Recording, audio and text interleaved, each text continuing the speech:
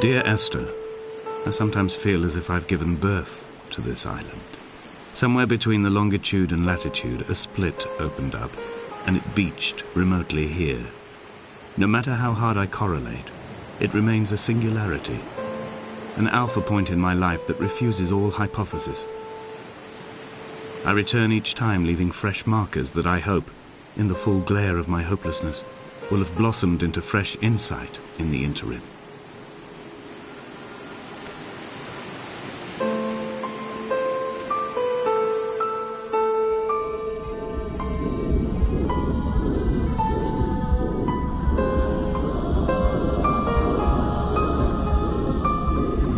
Come back.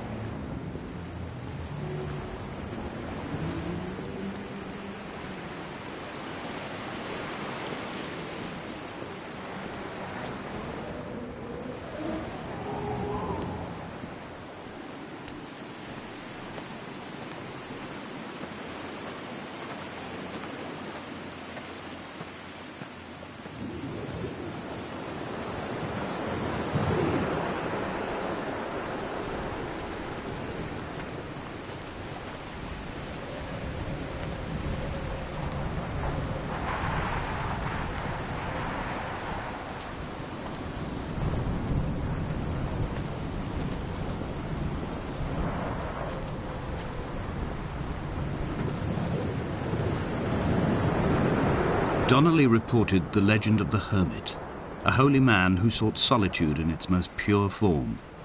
Allegedly, he rode here from the mainland in a boat without a bottom, so all the creatures of the sea could rise at night to converse with him. How disappointed he must have been with their chatter. Perhaps now, when all that haunts the ocean is the rubbish dumped from the tankers, he'd find more peace. They say he threw his arms wide in a valley on the south side, and the cliff opened up to provide him shelter. They say he died of fever 116 years later. The shepherds left gifts for him at the mouth of the cave, but Donnelly records they never claimed to have seen him. I have visited the cave and I have left my gifts, but like them, I appear to be an unworthy subject of his solitude.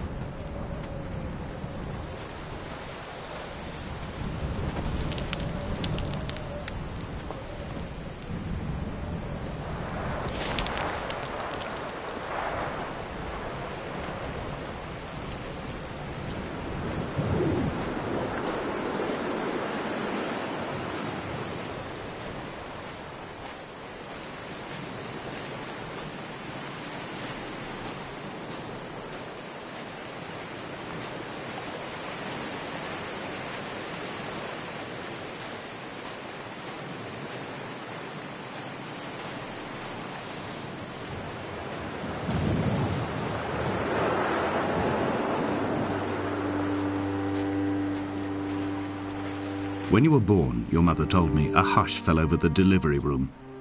A great red birthmark covered the left side of your face. No one knew what to say, so you cried to fill the vacuum.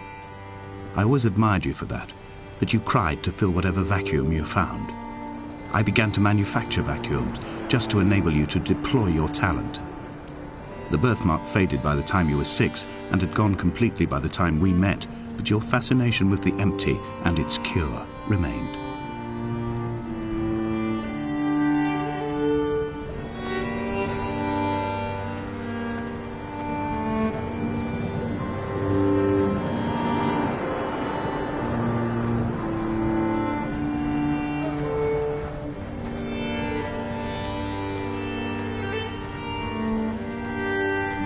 Donnelly's book had not been taken out from the library since 1974. I decided it would never be missed as I slipped it under my coat and avoided the librarian's gaze on the way out. If the subject matter is obscure, the writer's literary style is even more so. It is not the text of a stable or trustworthy reporter. Perhaps it is fitting that my only companion in these last days should be a stolen book written by a dying man.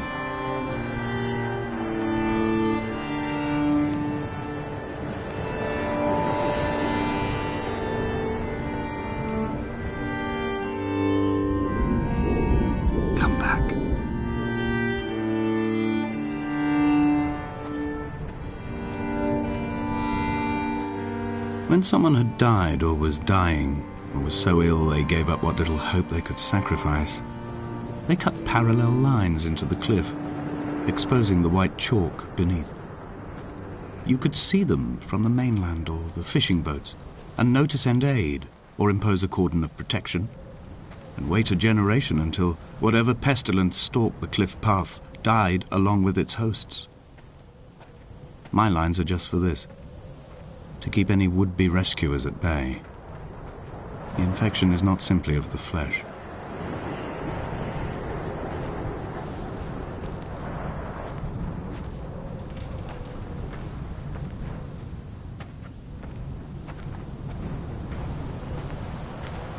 They were God-fearing people, those shepherds. There was no love in the relationship. Donnelly tells me that they had one Bible that was passed around in strict rotation. It was stolen by a visiting monk in 1776, 2 years before the island was abandoned altogether.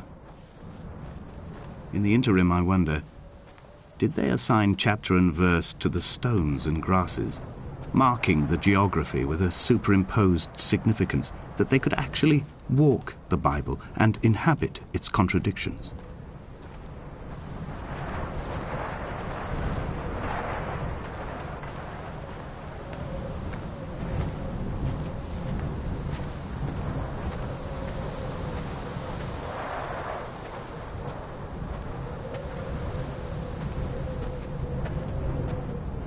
Dear Esther, I met Paul.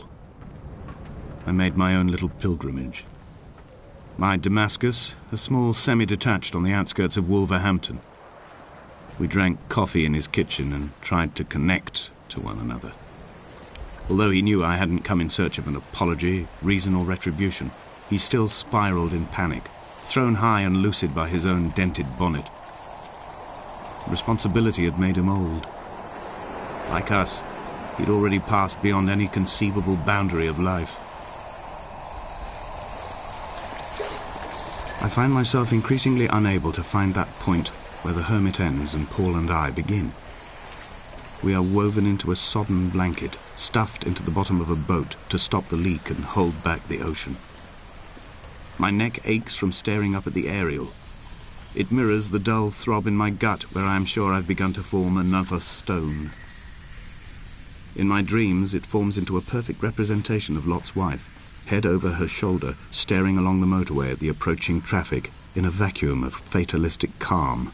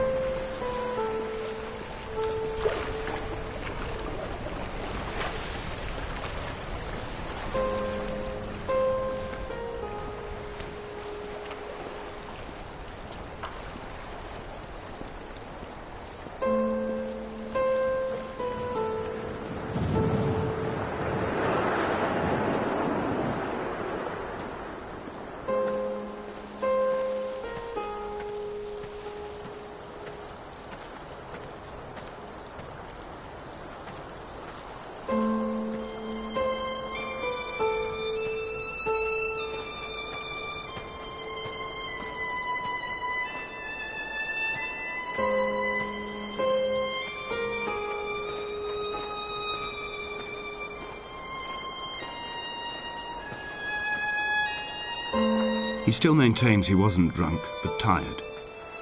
I can't make the judgment or the distinction anymore. I was drunk when I landed here, and tired too. I walked up the cliff path in near darkness and camped in the bay where the trawler lies beached.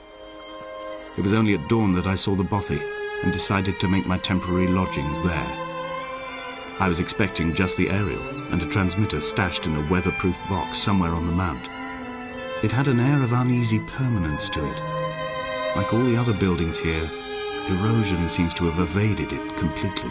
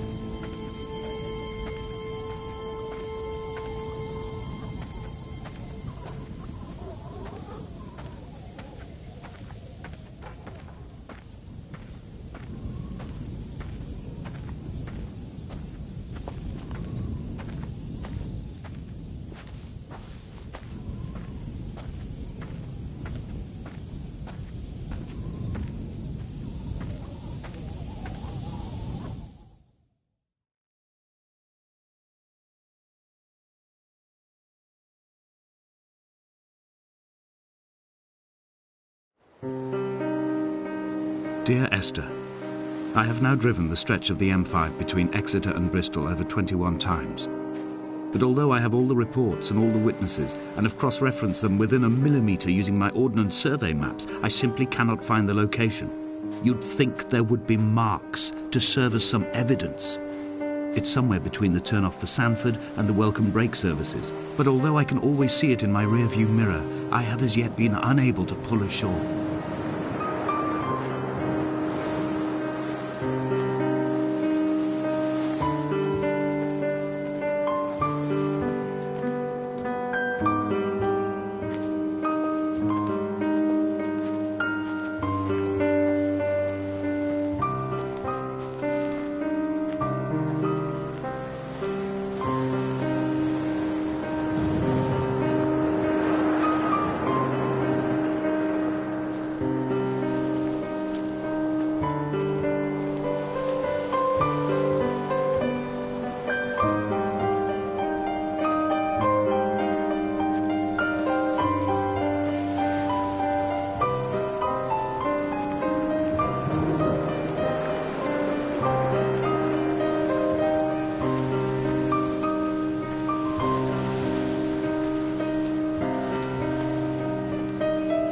It's only at night that this place makes any sluggish effort at life. You can see the buoy and the aerial. I've been taking to sleeping through the day in an attempt to resurrect myself. I can feel the last days drawing upon me. There's little point now in continuation. There must be something new to find here. Some nook or some cranny that offers a perspective worth clinging to. I've burnt my bridges. I've sunk my boats and watched them go to water.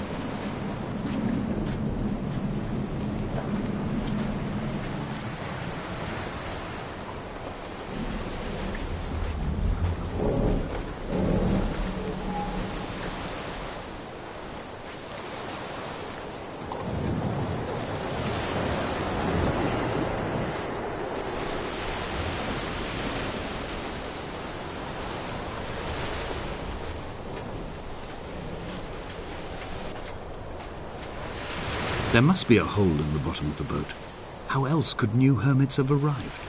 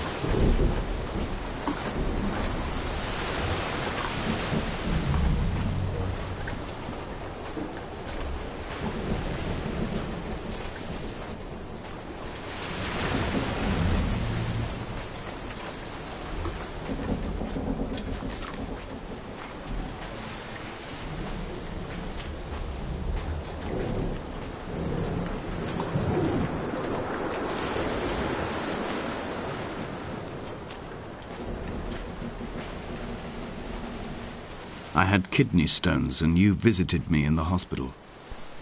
After the operation, when I was still half submerged in anesthetic, your outline and your speech both blurred. Now my stones have grown into an island and made their escape, and you have been rendered opaque by the car of a drunk.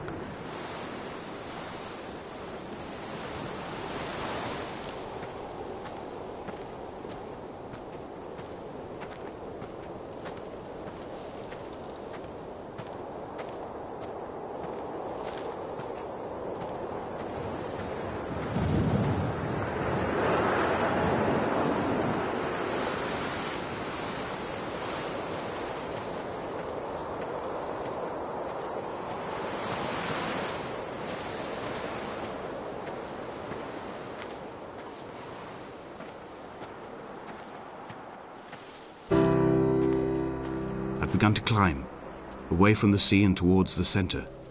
It is a straight line to the summit, where the evening begins to coil around the aerial and squeeze the signals into early silence. The bothy squats against the mount to avoid the gaze of the aerial. I too will creep under the island like an animal and approach it from the northern shore.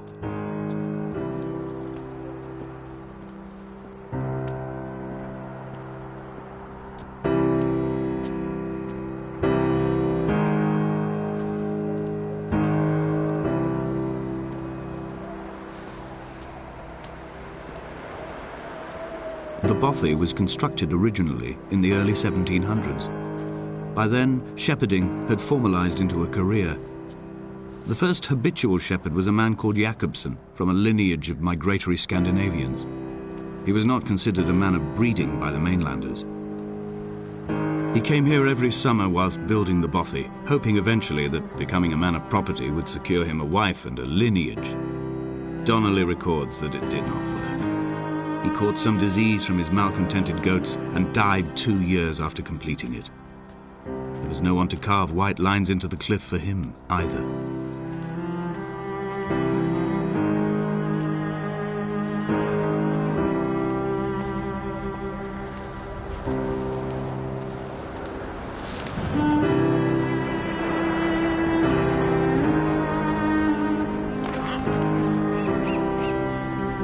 My heart is landfill.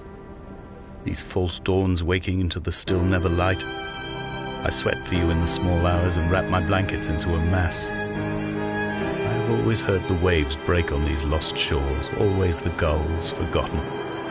I can lift this bottle to my ear, and all there ever is for me is this Hebridean music.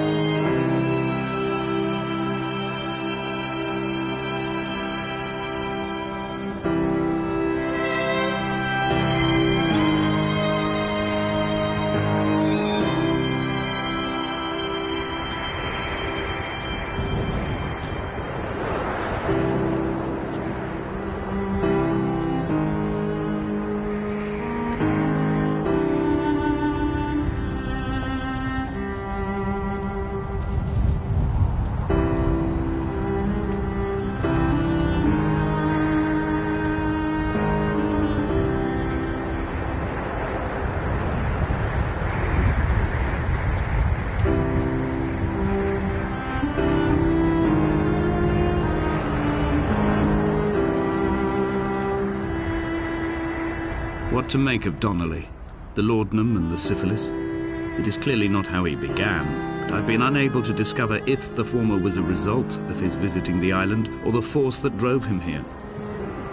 For the syphilis, a drunk driver smashing his insides into a pulp as he stumbled these paths, I can only offer my empathy.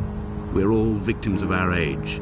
My disease is the internal combustion engine and the cheap fermentation of yeast.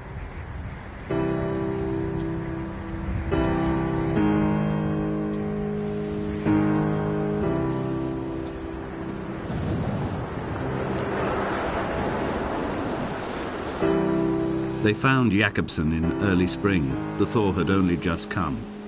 Even though he'd been dead nearly 7 months, his body had been frozen right down to the nerves and had not even begun to decompose. His fingernails were raw and bitten to the quick. They found the phosphorescent moss that grows in the caves deep under the nails. Whatever he'd been doing under the island when his strength began to fail is lost. He'd struggled halfway up the cliff again, perhaps in a delirium, perhaps trying to reach the Bothy's fire before curling into a stone and expiring.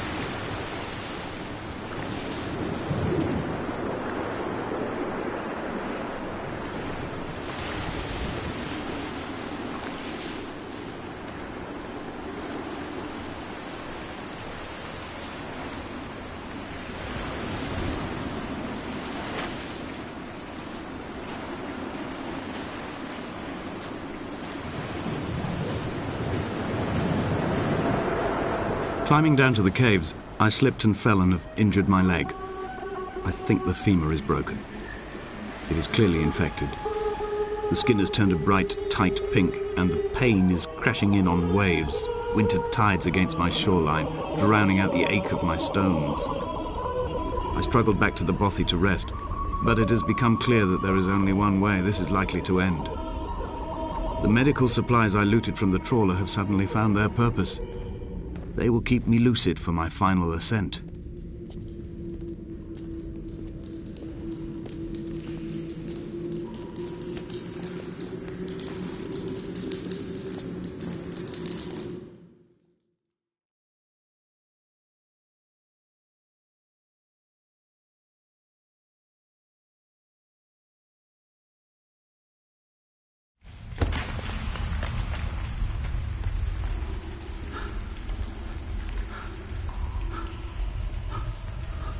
Did Jakobsen crawl this far? Can I identify the scratches his nails ruined into the rocks? Am I following him cell for cell, inch for inch? Why did he turn back on himself and not carry through to the ascent?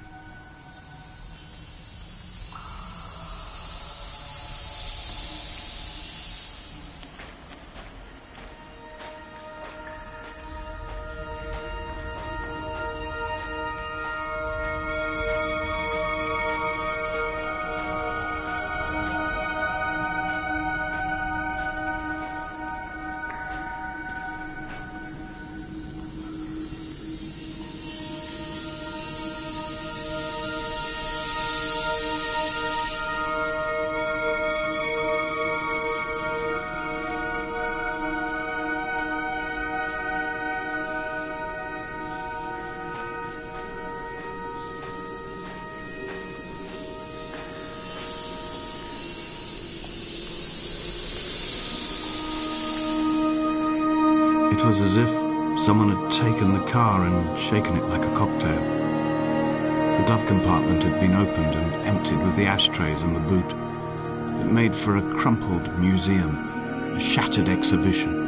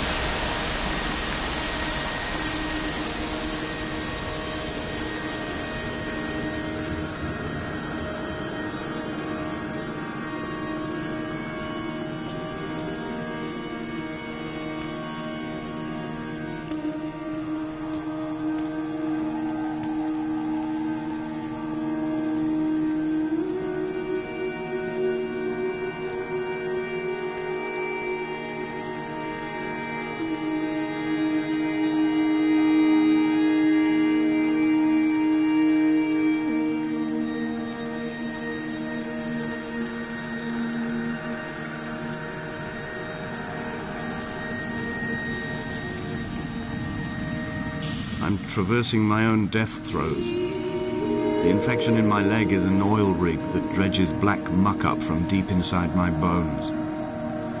I swallow fistfuls of diazepam and paracetamol to stay conscious. The pain flows through me like an underground sea.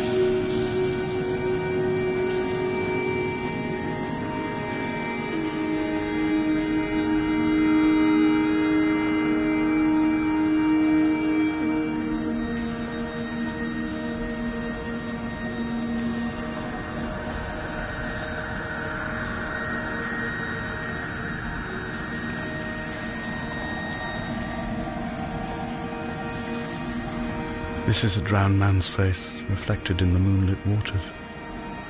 It can only be a dead shepherd who has come to drunk drive you home.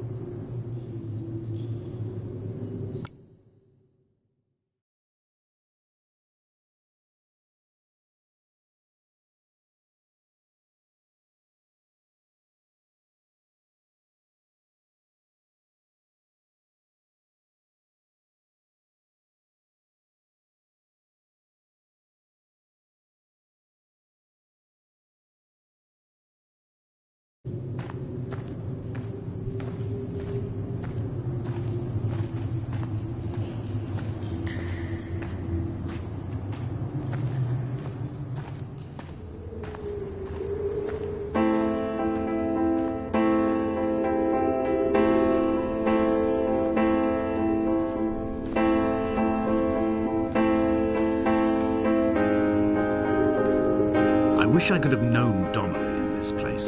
We would have had so much to debate. Did he paint these stones or did I? Who left the pots in the hut by the jetty? Who formed the museum under the sea? Who fell silently to his death into the frozen waters? Who erected this godforsaken aerial in the first place?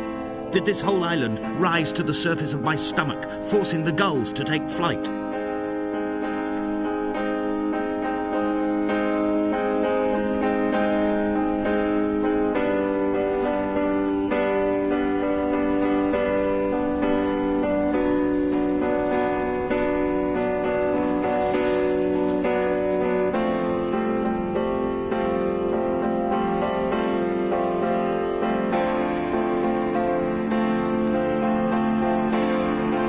Dear Esther, I find each step harder and heavier.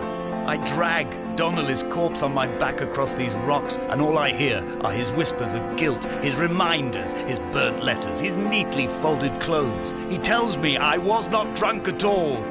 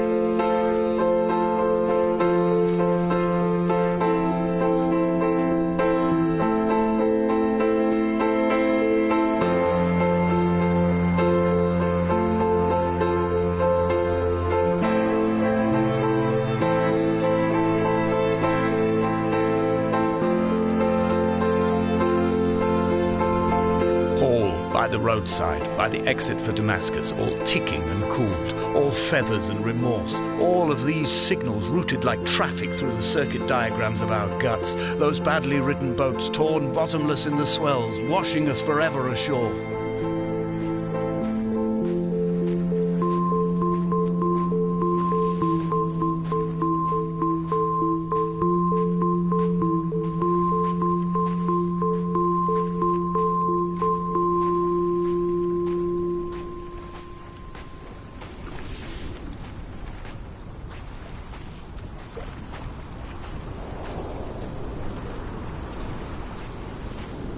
From here, I can see my armada. I collected all the letters I'd ever meant to send to you, if I'd have ever made it to the mainland, but had instead collected at the bottom of my rucksack, and I spread them out along the lost beach. Then I took each and every one, and I folded them into boats. I folded you into the creases, and then, as the sun was setting, I set the fleet to sail. Shattered into 21 pieces, I consigned you to the Atlantic, and I sat here until I'd watched all of you sink.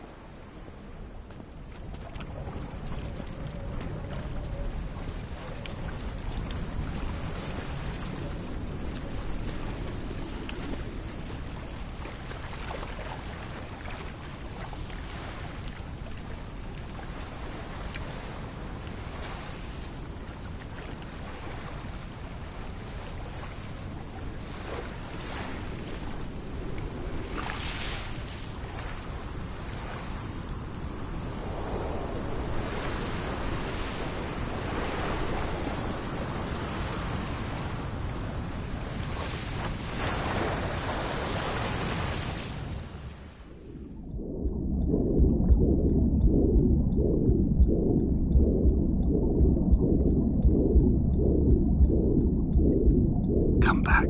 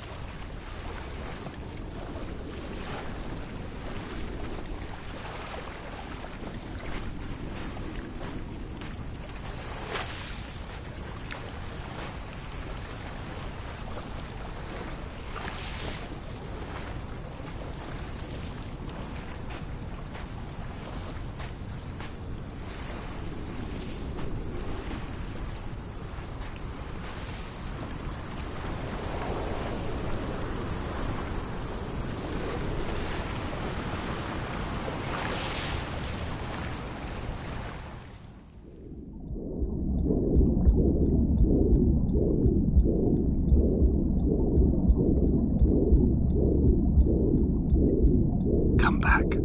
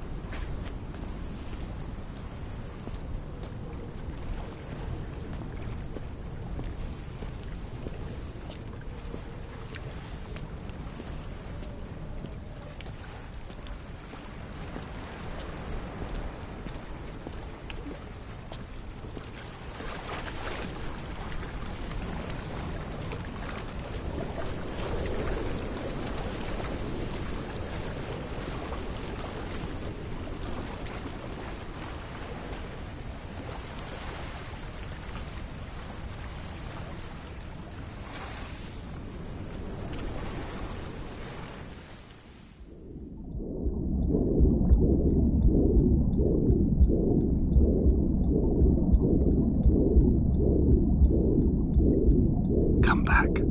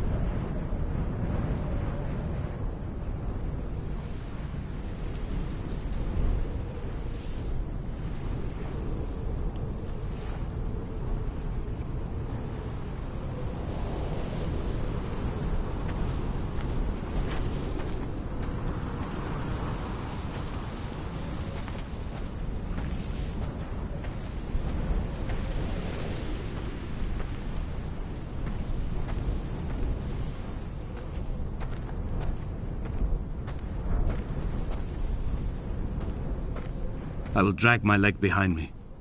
I will drag it like a crumpled hatchback, tires blown and sparking across the dimming lights of my vision. I'm running out of painkillers and am following the flicker of the moon home. When Paul keeled over dead on the road to Damascus, they restarted his heart with the jump leads from a crumpled hatchback. It took 21 attempts to convince it to wake up.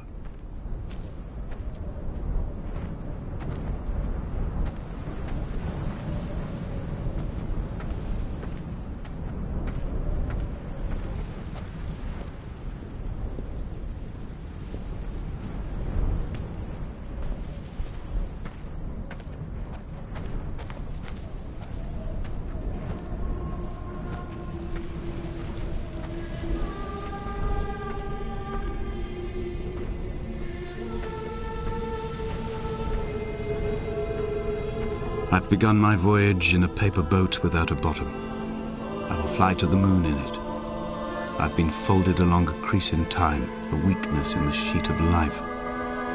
Now you've settled on the opposite side of the paper to me. I can see your traces in the ink that soaks through the fibre, the pulped vegetation. When we become waterlogged and the cage disintegrates, we will intermingle. When this paper aeroplane leaves the cliff edge and casts parallel vapor trails in the dark, we will come together.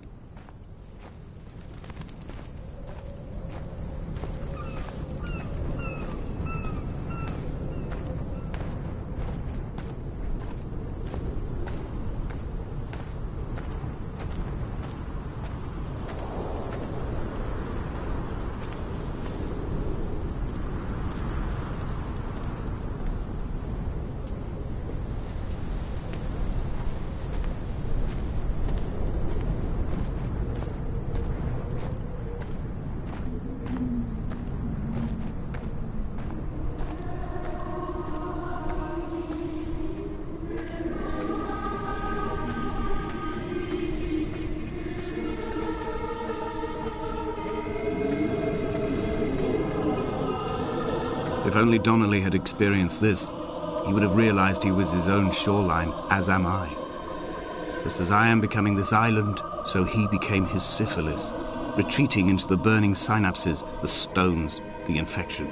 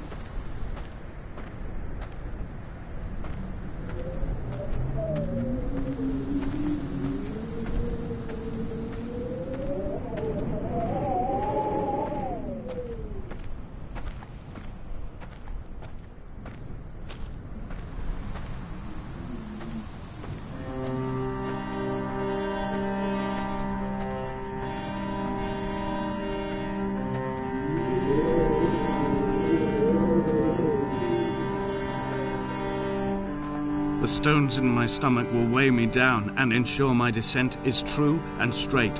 I will break through the fog of these godforsaken pills and achieve clarity. All my functions are clogged, all my veins are choked. If my leg doesn't rot off before I reach the summit, it will be a miracle. There are 21 connections in the circuit diagram of the anti-lock brakes. There are 21 species of gull inhabiting these islands. It is 21 miles between the Sandford Junction and the turn-off for home. All these things cannot, will not be a coincidence.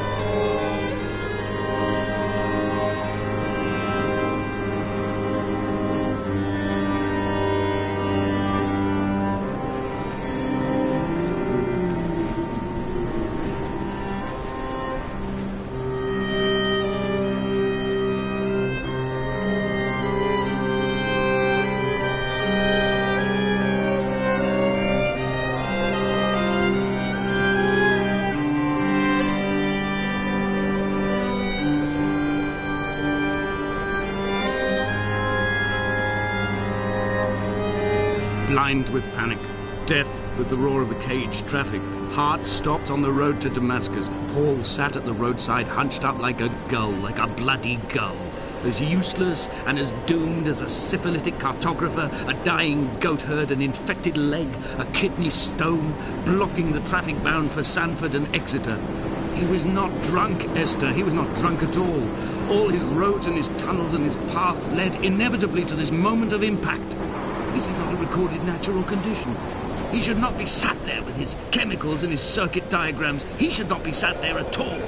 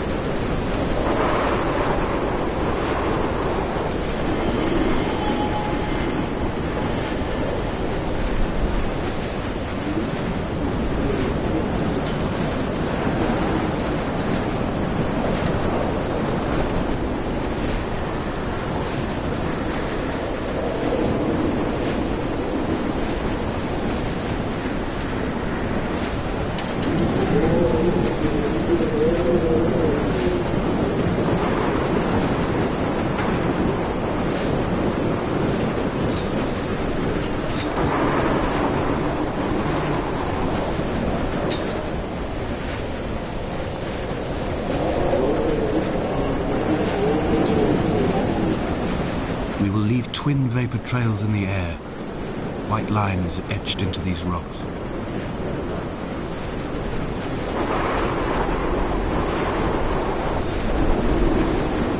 Dear Esther, I have burnt my belongings, my books, this death certificate.